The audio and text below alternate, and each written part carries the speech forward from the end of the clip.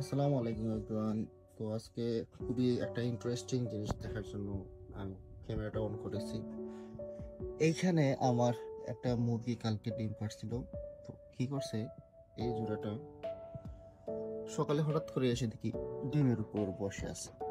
এই যে আমাকে মারতেছে, বাট ওর নিজে ছিল, ওর নিজের বর্তমান মুরগি। ও কালকে দেখি আসলে বসে নাই। তো আমি আবার ভিডিও করে রাখছি যে এই যে মুরগিটা ডিম পারছে, এইটা এই জায়গায় পারছিল, এই এই জায়গায়। তো এখানে পারার পর আমি এটা এখানে বালু দেওয়া আছে, এমনি রেখে ফেলছিলাম, এমনি রেখে দিয়েছিলাম। তো এই মুরগির ডিম কি কবুতরগুলা ফুটাতে পারবে, এখান থেকে বাচ্চা হবে? সো আমি ওয়েটিংয়ে থাকবো 18 থেকে 21 দিন পর্যন্ত, দেখবো কবুতরগুলো কি মুরগির ডিম ফুটাতে পারে। তা আপনারা ওয়েটিংয়ে থাকুন, দেখুন শেষ পর্যন্ত কি হয়।